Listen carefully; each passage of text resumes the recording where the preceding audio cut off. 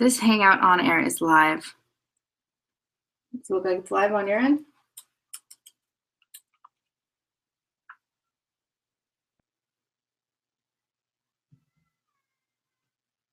Oh, yeah. Oh my God. So let's mute that. But wait, that was me talking, right? Mm-hmm. You could hear it? Mm-hmm. How much of a latency is there? Oh my God. But that's good. Okay. So let's play some audio.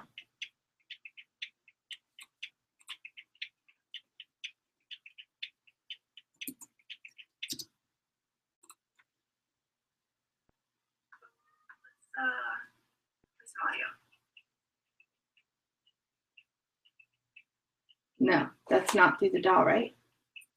Well, it must be because it's not coming out of anything else. So you heard the clapping, right? It was just kind of faint. Yeah. Okay. That's not through the DAW, right?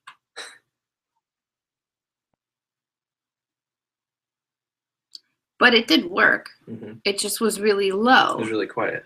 But like So, it couldn't have been coming through headphones or anything. No, definitely not. So that means that we have to go back to Ladiocast. We have 5 people watching. Really? Mm-hmm. Oh man. Oh man. Okay, it's gonna get louder in our headphones. Second deal. Usually what I do, this is what ends up happening in my chats too. I have to like dangle these outside. I have another pair of earbuds if you would prefer. Yeah, that's fine. Okay.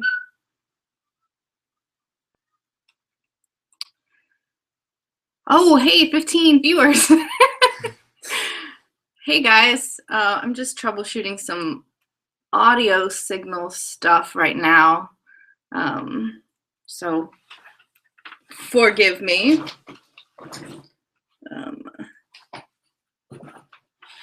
All right, here we are. Making me nervous. Okay, welcome everybody.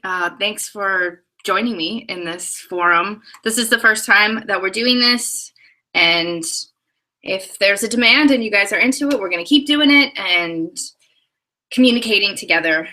So there's a few ways that you can interact with me through this. So you could tweet hashtag BerkeleyAL, Berkeley Ableton Live on Twitter. You can write me a message to my Facebook fan page, which is www.facebook.com/AaronBarra Music, BARRA. You can also post on the event page, or there's a Q&A section that should be on the right. Do you see a Q&A? Mm-hmm. On the left-hand side of the interface, there should be a little Q&A box that you can click. Ask your audience to submit questions, and they will appear below. Yeah, it appears that this is the case. So if you can figure it out, which maybe is a lot to ask right now since this is the first time we're doing this, you can ask a question in the Q&A section right here on Google on air. There's a bit of a latency, so you're seeing this happening about 10 seconds after it's really happening. So cool. So just check this out. All right, so a lot of people did ask questions already, which was very awesome. I was kind of unsure as to how many people would be into this or doing this, and I was pleasantly surprised. So I'm going to start off by just answering some of the questions that have simple answers, and then we'll move into some things that are a bit more complex. So somebody asked me about their sustain pedal, actually saying that it was performing the reverse action that it was intended. Instead of pressing down and sustaining the note, it would stop the note when it was sustained, and then when he or she pulled their foot off the pedal, it would then sustain. So this is something that every keyboardist runs into at a certain point in time, and when it happens, it's like the world has started spinning in the wrong direction. But the answer is that on the bottom of your sustain pedal, if you flip it over, there should be a little switch, which will reverse the function. So it's really simply just a tiny little switch on the bottom of the pedal. And that should solve your problem for you. That one was easy. Okay, let's see, what else do we have here? So, somebody was asking me what the differences between the DAWs are and wondering if the information that they learned in the Coursera course could be used for other DAWs. And I think that's a really interesting question, especially for people who come from linear DAWs, which almost every single other DAW is linear based. It's a little hard to kind of like wrap your head around what the difference between nonlinear and linear is. So basically a linear DAW works on a timeline. There's a beginning, there's a middle, and then there's an end, and you work within that timeline as you compose, perform, record, whatever function you're using to make music, or whatever the desired effect is, it happens within a timeline. And Ableton kind of doesn't work in a timeline, it's non-linear. So I'm going to attempt to share my screen. Oh, wow. I'm just working on some of this stuff. Okay, I think this is working. I'll have to check with Cody. Wait, do you want to wait? We'll have Cody say hi in a second when I'm not sharing my screen. Okay, what was I saying? Nonlinear. So awesome. On both sides, you know, there's two sides of the software with Ableton. There's session view and arrangement view, horizontal, vertical. So when we're in this horizontal linear environment, number one is dictating the beginning of the space of time, first measure, all the way to however many measures there may be in the composition. So when I go to this vertical display of sounds, I've got each track running this direction, and then each clip in here represents a different idea or musical space, perhaps silence. So I then have the option to freely choose different ideas from different tracks and superimpose them and start and stop, and it's not necessarily dictated to a timeline. So that's really the main difference between nonlinear and linear DAWs, is the way that they work together. But I think the question is more complex. Can the things that you learn in the class translate over to, say, Logic? And the answer is yes, absolutely, especially when it comes to MIDI editing, region editing, audio recording, virtual instruments. All of that is kind of, will translate across any DAW. So you can take that information and it will be useful to you forever. That being said, you can't use nonlinear functionality in a linear DAW. You know, that's not how it works. But there's so many different DAWs that are becoming options. Bitwig, for instance, is another one that I'm just about to kind of dive into that's also nonlinear. So it's useful across ways. Somebody asked me or sent me a message. It's working, Q&A. Thank you. Thank you. I wish I could see who. Oh, ML Rodriguez. Thank you. Thank you. This is awesome. Woo, woo, woo. I feel like I don't get to have enough FaceTime with everybody. Like, you see me talking in my Coursera course, and I'm in your home with you, and you know, we're together so often without me actually being there. And you know, it's just really nice to be able to have some more FaceTime, because I think that that's maybe one of the parts that makes learning a little bit easier, is when you can communicate with a human being. Imagine that. All right. Let's see. Oh, let's see what else it is we're doing. I have to fix my situation here again. Yeah, this hour is just gonna fly by. All right. let's say hi to Cody here. Poke your head in and say hello. This is Cody. Hey guys. He's a course TA, and he assists me on a bunch of projects, and so he's going to be watching all of the streams and everything to make sure that if there's any questions that get answered, that I can answer them, which is the point of being here. All right, let's see. Differences between DAWs. Okay, somebody's having a latency issue. Let me just share my screen yet again. I'm going to share my entire screen now.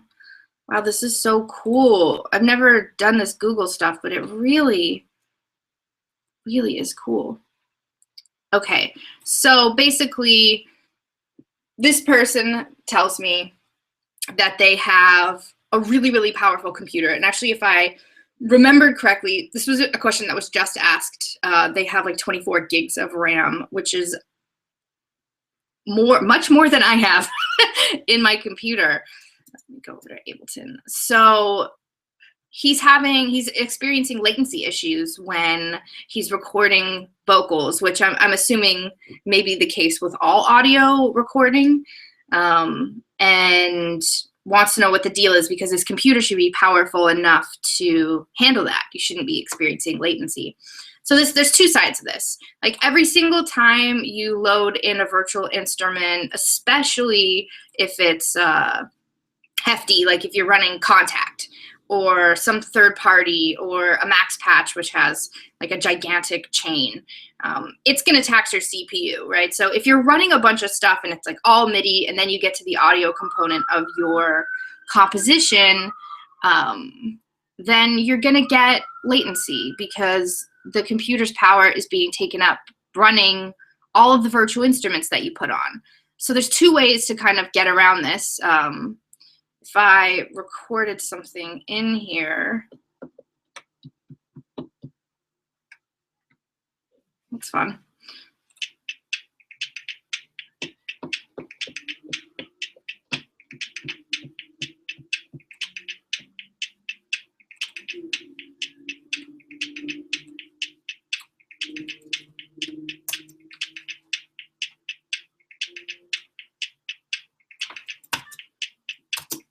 Okay, so this was obviously just like kind of random.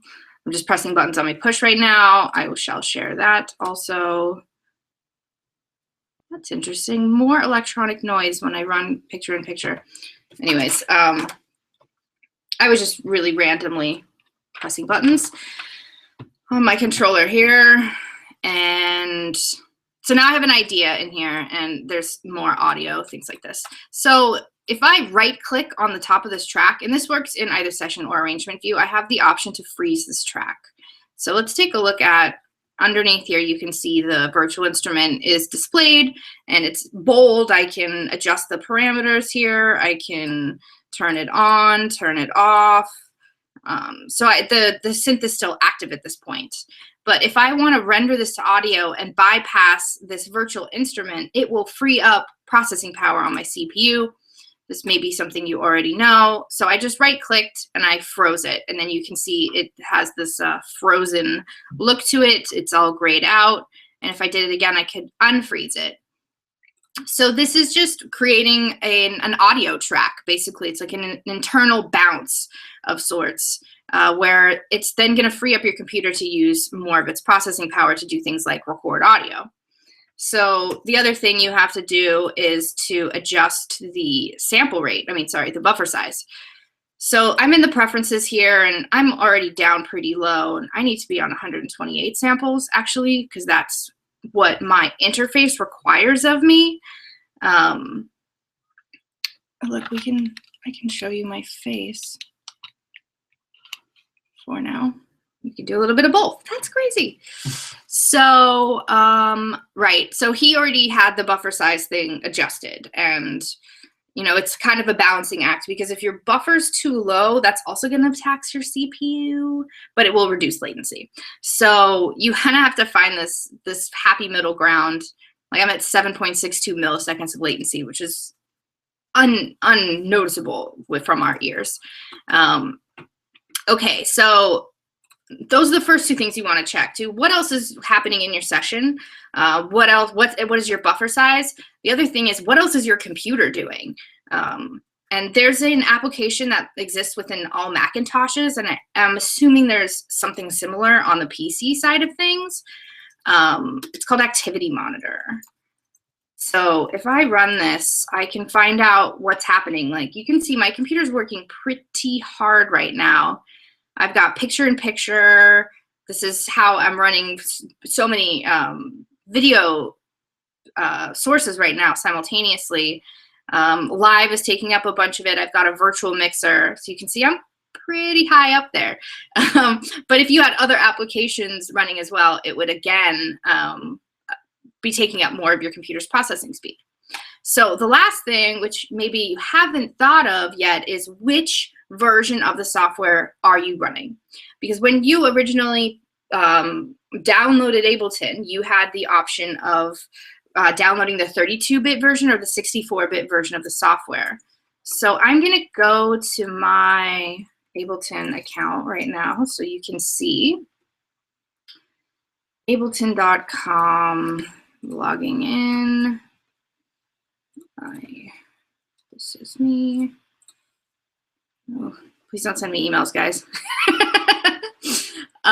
Okay, so if I go back into my account here, you can see that there's Live Suite 9, and then there's this drop-down menu that will give me the option of the 64-bit or the 32-bit version of the software, and then the platform that I'm running, Mac or Windows. So if you're running the 32-bit version of the software, it's only ever going to access 4 gigs of your internal RAM. And that's just the way that all software works, right? So if you have 24 gigs, you have to be running the 64-bit version of the software in order to access the full random access memory, which exists inside of your computer.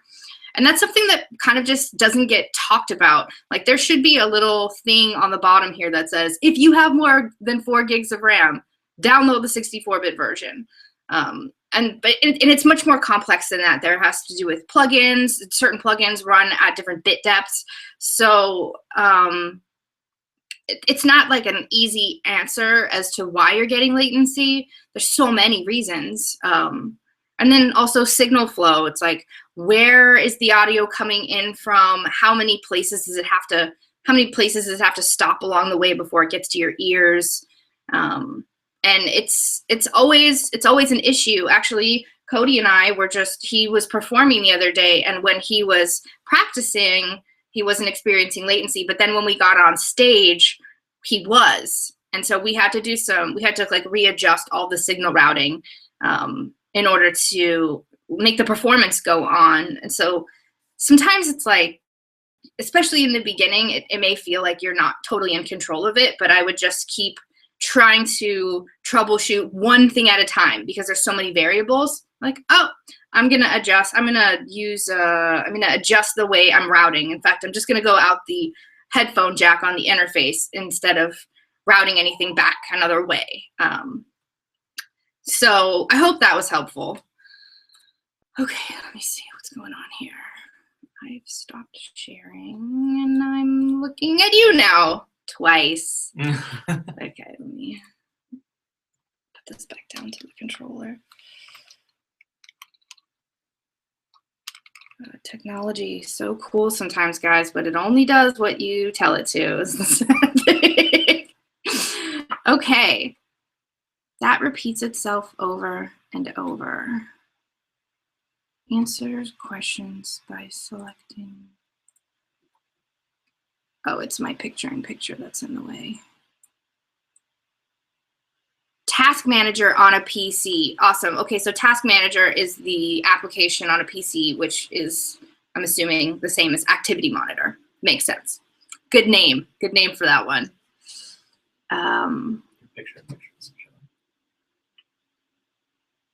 Oh, that's interesting. Oh, because I'm not sharing it. I'm not sharing it right now. Okay. This is awesome. Did anybody else, is there anything else coming in from random places? I see. Okay, cool. Feel free to ask questions, guys. I'm here, literally, right now, real time. Okay, let's look at more of the questions. Okay, so we're good here. Latency issues, bit depth. Okay, somebody asked me what my eureka moment was for producing music and composing. I think that you'll have so many of them. And I've been making music for,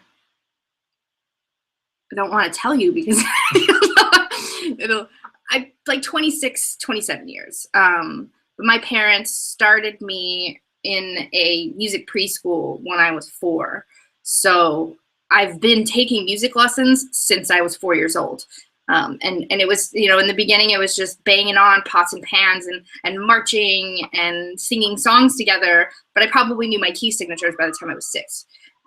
So music has like always really been a huge part of my life. And then there are been these kind of, I'll have huge moments of growth and then I'll plateau for years. and then it happens again. And so those moments of growth and kind of like realization, I think will happen over and over. It's just the more you make music, the more often that you'll have them. I think that the first time it ever happened to me, that I remember at least, my dad is an audiophile and he deals really high-end audio and tunes people's rooms with their speakers. And so when I was about 12 or 13, he got me my own speaker stereo system. And this was when you could still record mixtapes onto actual tape, right? And so I would spend so much time going from CD and recording from CD onto these tapes and then sharing these mixtapes. And so I would really just think about, you know, what's the music that I love? What do I want to share? And I would sit there and listen to it with this, like, what is this going to sound like when somebody else listens to it? You know, and just listening with different ears. And I think that was the first time that I had a moment where my mind was kind of blown. I was listening to Stevie Wonder has a song called Superwoman, and it's got a ton of really intricate vocal harmonies, which are really contrapuntal to each other, and they themselves form this really lush harmonic element as well. So for me, I was like, melodies are harmonies, are rhythms, are concepts. You know, that was the first time where I kind of connected all the dots as to the different balls that songwriters juggle or how music connects to itself. And I think that's when I knew, you know, now in retrospect, I'm like, wow, I really am a producer, as opposed to an artist or something, because it always came from a place of listening. I think so that was my first moment. And then as I got into the studio and I would, like this real-time interaction that we're having, when I would have that with other musicians, like, okay, we're here. Yeah, we've been playing this song for 2 years, but yeah, this BPM sounds funny. Why don't we try it 5 BPM faster? And let's like readjust the way that this piano riff is happening and writing that in the studio. Or I really love to write my vocal arrangements in the studio. So if I do it beforehand, it's just never as good because I don't have that energy to kind of draw from. So I'll purposely leave certain things just unwritten so that when I get into the studio, I know I'm gonna I'd have to perform, produce, write, all of that at the exact same time. Like that kind of stuff makes me excited. So I have them when that happens. You know, every time I have a session and I have the opportunity to do something in the moment with people, I have a eureka moment and I remember. And then I am, again, that little girl with the stereo system with 2 speakers sitting on either side of my head, lying down with my eyes closed, listening to Stevie Wonder. It's the same thing. It's just I plug back into actually what's happening with the music. And that's why I think I still do it, because most of the time I'm not having eureka moments. Most of the time I'm frustrated. I'm troubleshooting. I'm trying to listen to something that I can't hear, you know? And so it all kind of just, it's a give and a take with that. All right. Let's talk about controllers. There was a lot of people that wanted to know about push or how to learn controllers. You know, I get people asking me a lot, that you should put together a push curriculum to teach people how to use the controller. And I've thought about this, and in some ways, I think me teaching it to you is almost like defeating the purpose of it to some degree. Anyways, let me switch. Let me share my screen here again. Okay. Share entire screen. This is amazing. Okay, going to live. All right, so at this point, I really want my thing to move. Okay, so I apologize. This little screen is going to take up a certain amount of what's happening here. So controllers. You know, I think that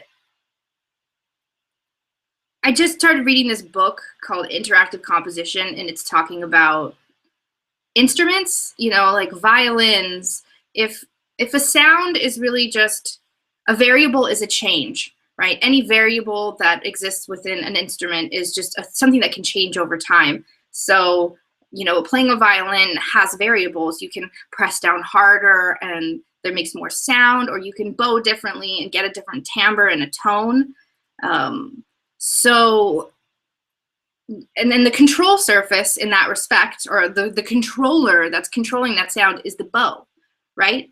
So, you know, it's not even an analogy. That just using the different terms or words to describe how people make music, that's what's happening. So I think you have to think about a MIDI controller like an instrument. Like when you have a virtual instrument here, I'm going to just take this one off. In fact, I'm going to just start a whole new session here. Boom. Maybe it doesn't want me to delete every single track. No, there must be a track. Okay. I'm getting away from myself here. All right. So when you have a virtual instrument, and I'm going to use this space ARP because people like that. Space ARP, I think it's in, spinning pinwheel of death. There we go. Whew. Space ARP.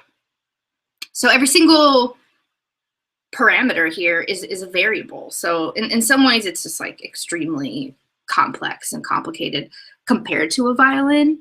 But at one point in time, you know, violins were very complicated, and they are very hard to play, right?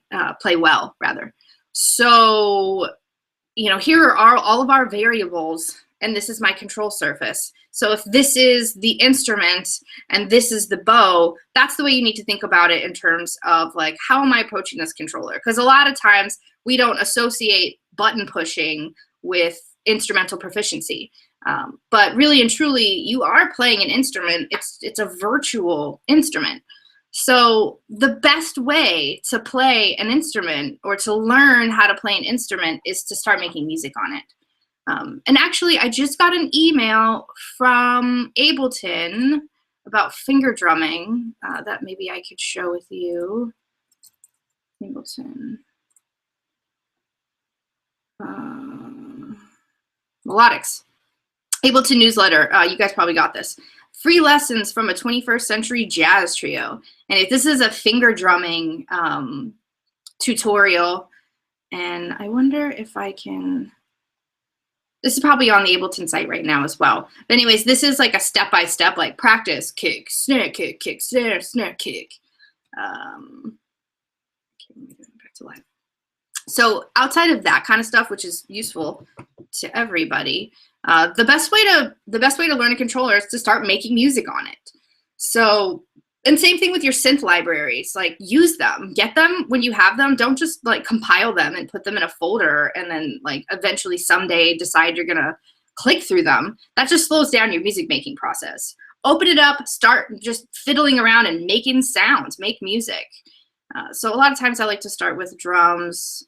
Okay.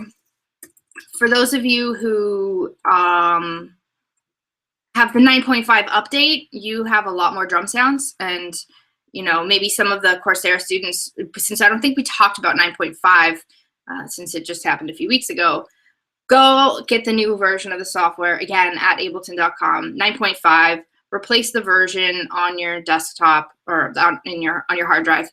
And you're going to have a lot more sounds to play with.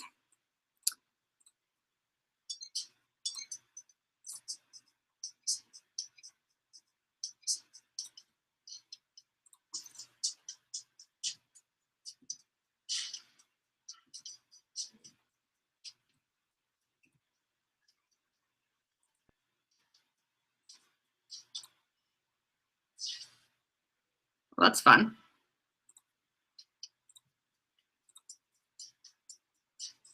Sure.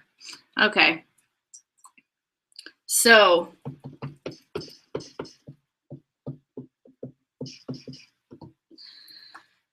basically what I'm doing here is I'm just going to start making noise. So, oh, that's not what I wanted to do though. Okay, so I've got a 4-bar loop here. Short of totally explaining this controller to you, basically these 16 pads here associate to all the 16 pads on this virtual instrument. It's exciting. And then this is loop length, so I dictated, you know, that would be 2 measures, 3 measures, and 4 measures. You can see this area in the sequencer expands and contracts depending on how many measures I'm looping. And then up here is the actual step sequencer, which I'll use. I'm gonna do a little bit of both. So it's like, all right, today I'm gonna do kind of like a hip hop thing, sure. Or maybe I'm making house music, or maybe I'm making trap music, right? Turn on my metronome. It's really loud though. Wonder if I can turn it down. I don't even have to wonder. I know I can.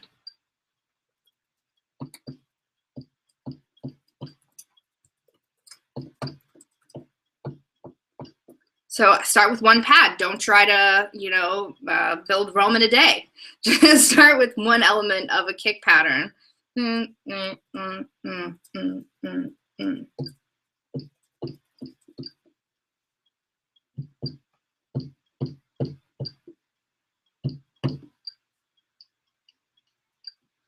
Okay, I just punched out. So, you know, you don't have to put your hand on the controller every single moment. You can use the mouse too. Just want this one. This one's a little low for me.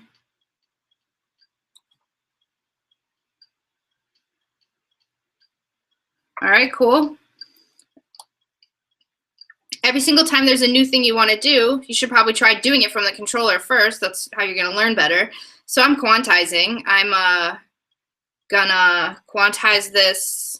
I always do 16th and 16th triplet because I like to play with meter and patterns, and then I quantize to about 60%, right? But your quantization settings may well be considerably higher than mine because I practiced so much. Now I can do it at 60% or 50% or none, depending on what I want. But you might need to be at 100 when you start. You can also record on the quantize on the way in.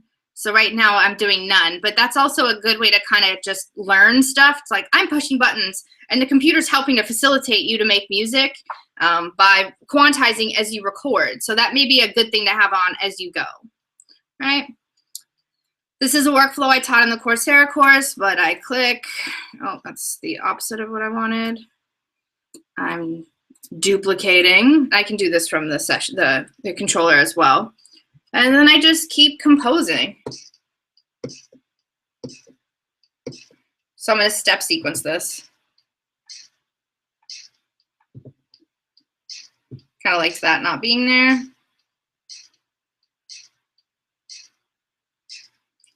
Cool. How sure the Ableton audio is getting here. What's not happening? I'm not sure the Ableton audio is getting, like, through the live stream. Interesting. Soundflower too, but it was earlier, I believe. So I need to audio cast, NA. Sunflower too. I don't want this to have such a huge impact. All right, sorry, I'm just gonna do a little bit of troubleshooting here for a second.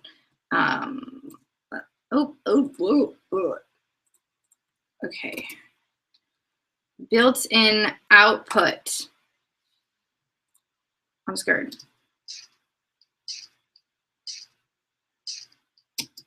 All right, we're just gonna check a second and see if that's working.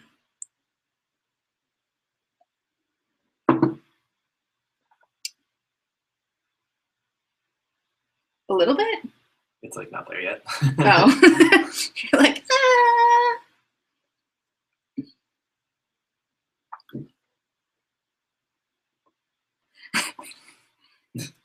Are we getting people asking more questions?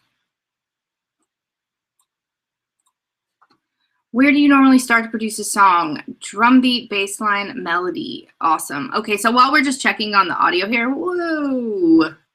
Is it working? I think so. Yeah, I think it's just the same as it was. It's just soft.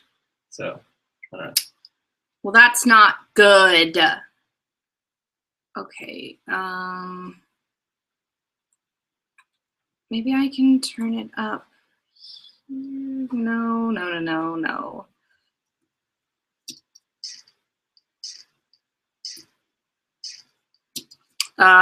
Anyways, just so you guys know, there's like some serious virtual routing happening right now, getting things together.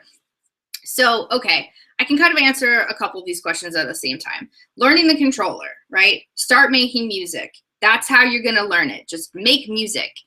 Listen to your ears. Like, oh, this is a cool sound. I'm gonna create a pattern. And then somebody in the chat just asked me, where do you normally start to produce a song? Drum beat, bass line, or melody? So it totally depends on where the inspiration is coming from. If I'm just browsing my sample library, I usually start with percussive elements. And then I think in terms of genre, right? Like, okay, I want to make a house song today. So I really like this kick drum, actually. Kidcore Choral for everybody who has the 9.5 update.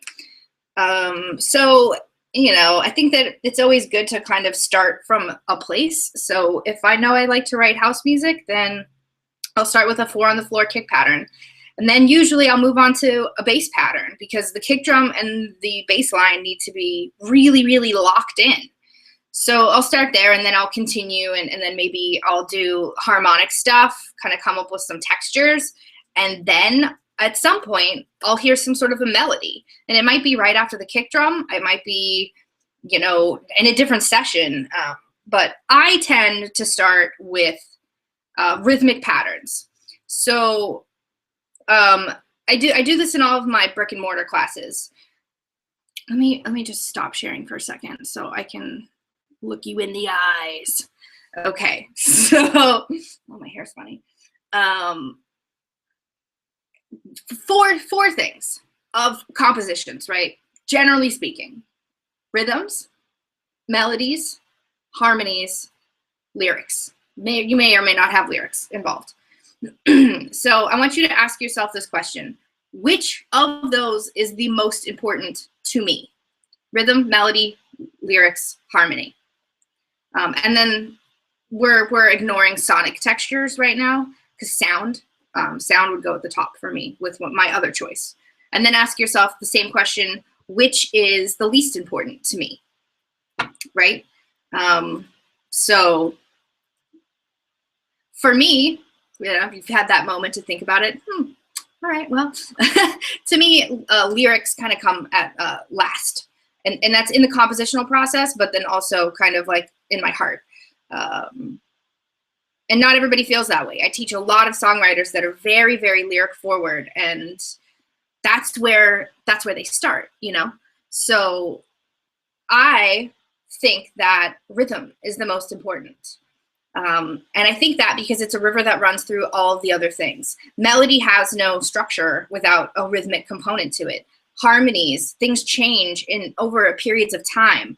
So rhythm for me is paramount. And so that's where I tend to start when I'm composing. I start with a rhythmic element. And then I can kind of contextualize everything else. How are the melodies playing into this rhythmic context? When should the harmonies shift to create contrast based upon this rhythmic context? So I almost always start with some sort of a beat, right? So that being said, let's go back to the DAW. Entire screen. Share. Down. So let's say I just bought this push, right? I would just continue to play inside of the drum programming functionality of it. And just to show you a little bit, you know, this one I played it with my hands. And then in the second one, I sequenced it. I really want you guys to be able to hear, and I feel bad if you can't. But it's really confusing. Input, output, that doesn't matter. Okay, let me just check the, oh, that's not, I don't want to open the App Store. I'm gonna have like a CPU crash because I opened the App Store. System preferences, sound. Yeah, we're up here. Output, no. Headphone port.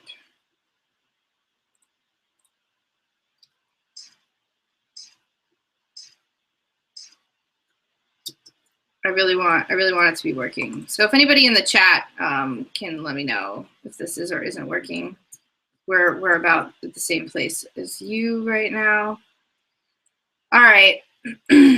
So I would experiment. I probably, you know, the manual that comes with Push is short. I think it's about 10 pages. So as it's going, I would just say, okay, I learned that functionality. Now I'm going to use it to make music. Okay, so I recorded my kick drum part with my hands and I punched in and out. And I quantized from the unit. And then I duplicated the clip and then I step sequenced this clap snare thing with my hands. And then on the third time, what I'm going to do is I'm going to repeat the process. I've got 2 clips here, 1, 2. This one is just the one that's running, and these are all empty clips in the same track. I'm going to duplicate the same idea. So now I have number 3. I go to this one. And now I'm going to use the other functionality of this drum functionality. A lot of function happening, which is the repeat. So I'm just going to press repeat.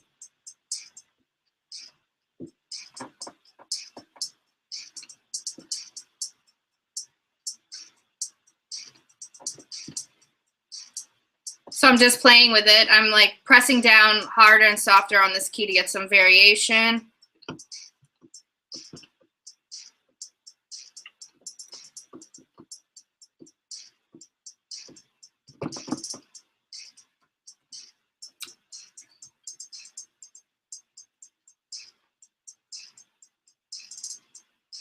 Cool.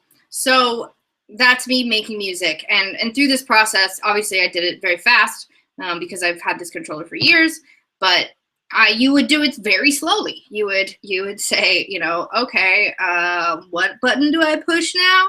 And you would figure it out. And through that process, you would learn the controller, but you'd also be making music, exploring your sound library simultaneously. Okay, so for this next one, I'm actually going to use another device called External Instrument.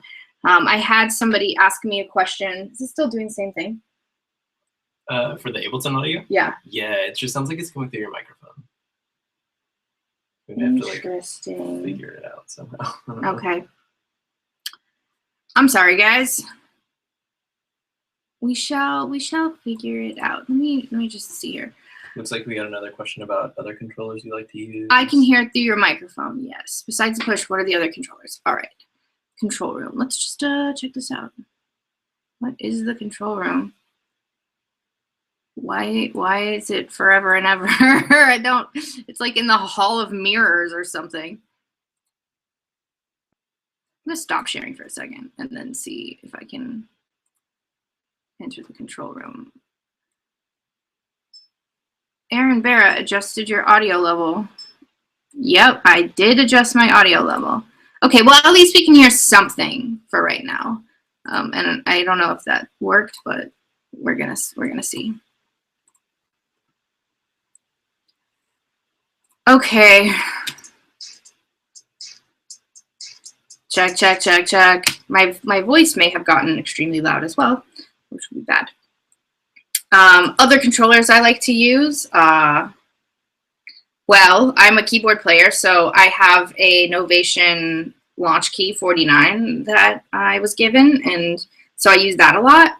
I have a Rolly that I really like a lot. It's very expressive, and that's a keyboard-based controller as well. I have my Push. I have an LPK25, which is like a really tiny little keyboard that I take around with me all the time. I have an LPD8, which is just buttons and knobs. So sometimes I'll just take the LPD8 and the LPK25 because they stack on top of each other. They stack. They're like the size of, what else is that size? I don't even want to try to embarrass myself by comparing and contrasting things, object sizes. Let's stick to DAWs. So I use both of those a lot. What else do I have these days that I'm using? I'm just looking around. I had this Korg like Chaos Pad thing that I was kind of into for a while.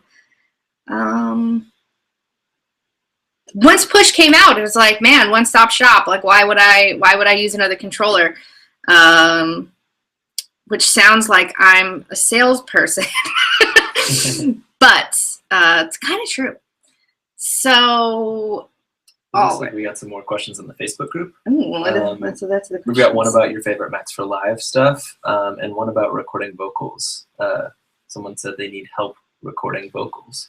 So if there are any techniques. That's a very vague question. It's broad, you can go anywhere with it. Okay, so what was the first one? Macs for Live? Yeah. Okay, this is cool. So here, what I'm gonna do, I'm gonna answer one other person's question from previous.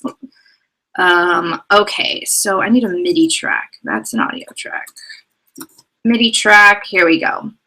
So somebody was trying to get sounds from their synthesizer. They were saying, I want to get sounds from my controller. So realistically, there's like a semantics issue there, right? Because your controller itself, it may have some onboard sounds to it, but then it's basically a synthesizer, right?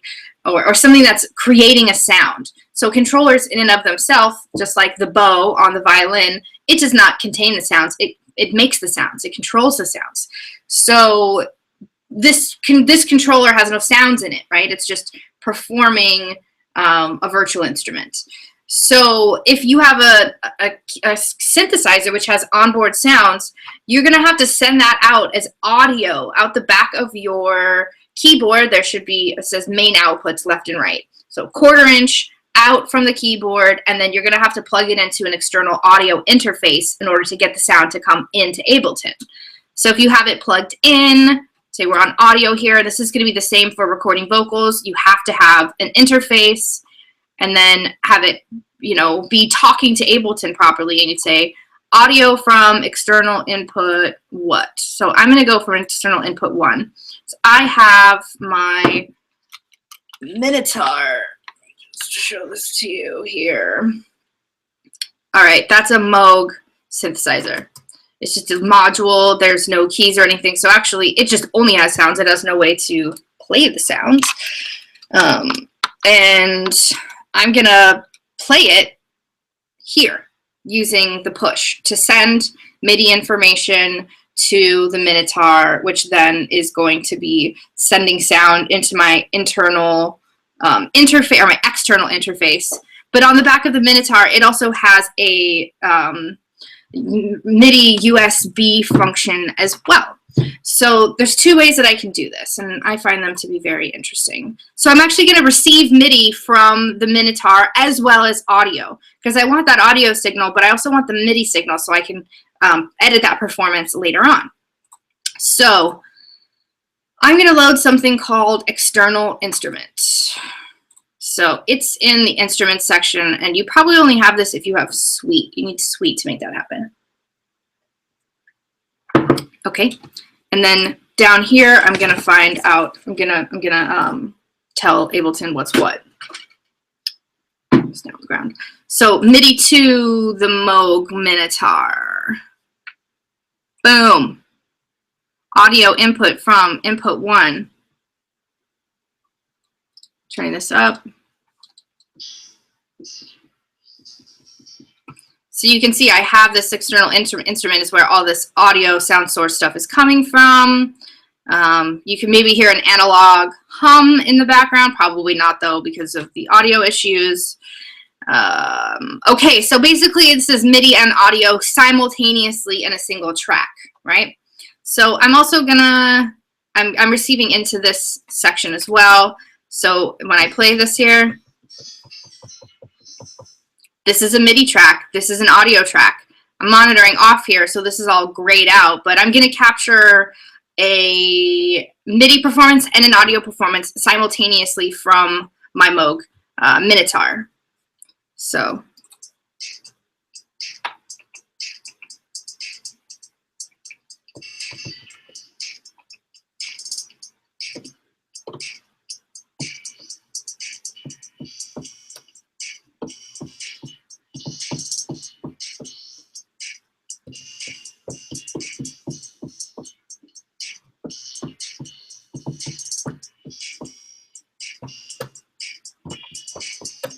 okay, so I'm ready to record that part now.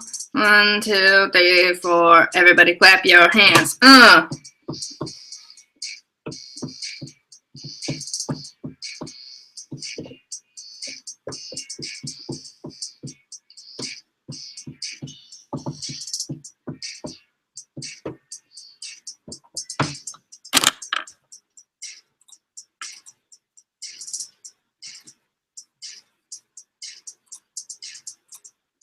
Did I do something weird? Monitoring auto.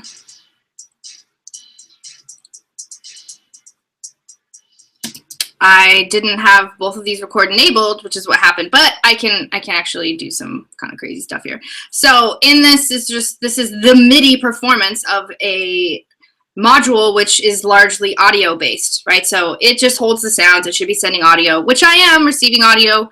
But then I've got MIDI at the same time. So I've got the performance here. If this had been record enabled as I did this, and I wonder if I can receive audio from that track, and I know that I can. Okay, so now I'm actually just gonna receive this audio from here. I'm gonna record enable this, and I'm gonna stop all the clips. This is kind of a little fancy signal routing stuff, but boom. And I did it wrong again, stopping all the clips. Okay. So now I'm going to receive audio from this track, from it.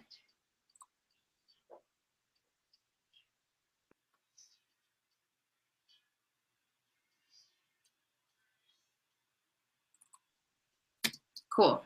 So this was longer than it needed to be. All right. So in here I now have the audio from the Moog. And in here I have the MIDI of that same performance. So this is really useful to me because MIDI is very flexible in its certain, in the ways that it works. And then audio is very flexible as well. I could transpose this up and down. Let's say I wanted to transpose it up a fifth. So I think that's 7 steps. Let's hear what they both sound like at the same time.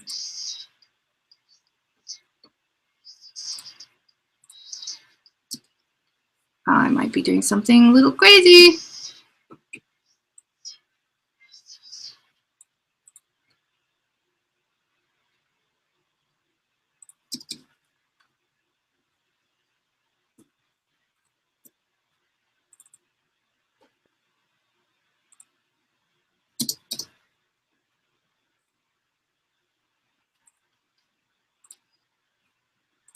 And now I have no audio coming from that at all.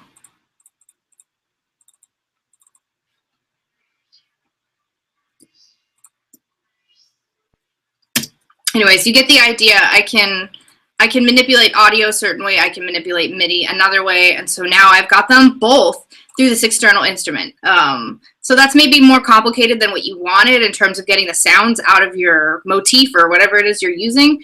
But the short answer is that thing sends audio. It may send MIDI as well, but it's a little bit more tricky than just receiving one or the other. And if you want to do both, you have to use the external instrument device, which probably only comes with Suite. Any other questions? Yeah, we've got a few. Yeah, guys. There was that vocal one. I don't know if you want to touch on vocals at all. Okay. Someone also asked in the chat what your live setup looks like for vocal effects. So if you want to kind of hit those at the same time, I guess you could. That is an interesting question. All right, so where do I have my live set on this computer? Keeping that one, guys. Just kidding a little bit. Okay, live set for class. So I'm going to open one of my live sets. I'm not going to save that, actually. Would you like to delete them? Okay. So vocals, I mean, I'd say the really important thing to understand with any receiving signal is getting the right amount of signal, right? You want to get enough, but you don't want too much. You want to make sure you're not clipping. So if you don't do that first, you're just screwed. You have made it impossible for anything good to happen to you. So what I do is I get my audio interface connected, and then I sing at the loudest dynamic level I'm going to sing at. La la la! And I look at the meter, and I make sure I'm not clipping. I'm just below clipping at my loudest point. That's my level for recording audio. And then I have my lead here. Let's see what's on it. Just gonna make this smaller. Okay, so I've got an EQ8 here. This is a vast oversimplification of EQ, but you know, usually you boost the highs a little bit and cut the lows right at the end here, and that's more of like a pop vocal EQ. But when you get live on stage, if you're boosting up these high frequencies, it can cause a lot of feedback. So I kind of mess with this on the spot. I have it boosted up a little bit, and then if I hear anything messed up, this is the first place I check, right? I have a de-esser to take out the really, you know, abrasive S sounds. And this is actually a Waves plug that I'm using, but there are RDSer presets in the compressors. I have a dynamic tube, which is like emulating warmth. I don't know how well it works. And I have a bunch of, I'm like a big Waves person, so they have a lot of tape emulation. It just maxes my CPU a little bit more. So I like to use the native stuff when I'm performing live, because I really want my computer to be freed, freed of all restraints. So I pick and choose when I'm using external stuff. And then I have a compressor, but it's working not so hard. Compression live on stage, digital compression live on stage is dangerous. You need to watch out for that. So sometimes I just won't do this. But then I'll route this audio signal out of my computer through an interface, like on its own dedicated channel, and send that to an audio engineer, and then I'll allow him to compress it, not digital. Well, I guess it could be digital, but I allow them to compress it from the front of house, because they are in a better situation to hear what needs to happen with my vocal. And then I bus in the reverb and delay. So I've got the reverb all the way up here, which is, anyways. Okay, my favorite max patch, I'm going to show you right now.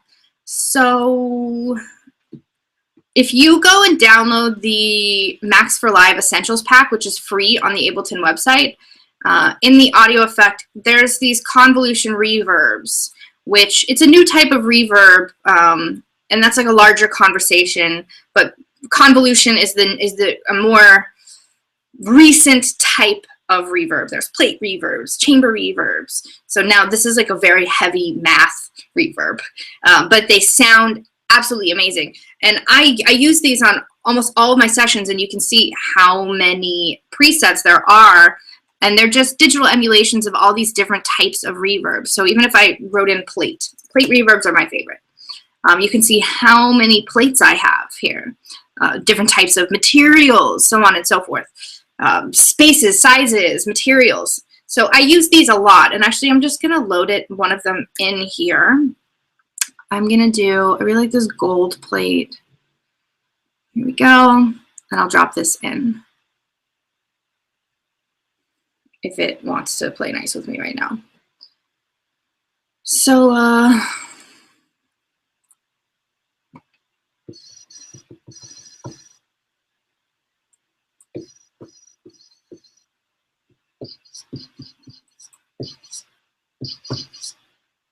it's probably a little difficult to hear with whatever's happening with my audio right now. But anyways, I use these convolution reverbs all the time.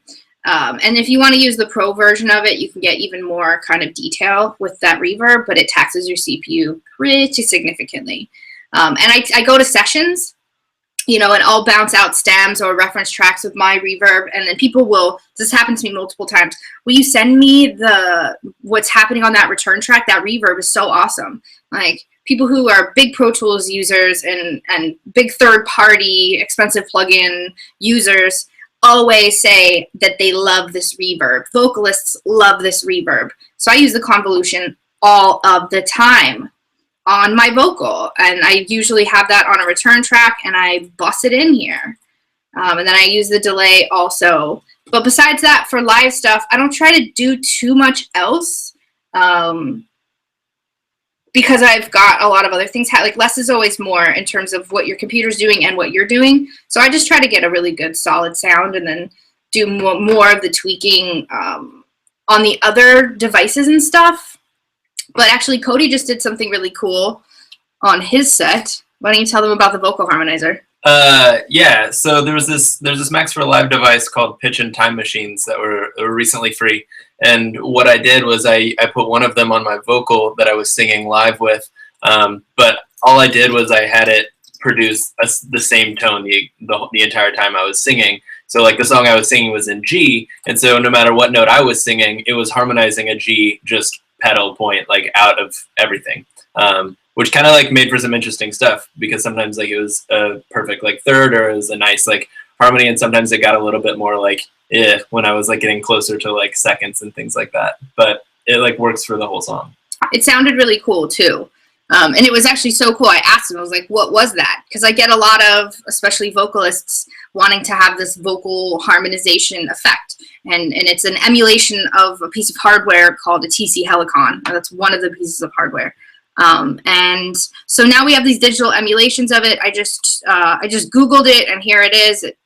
Can't tell if it's still free or not, but there's the download button.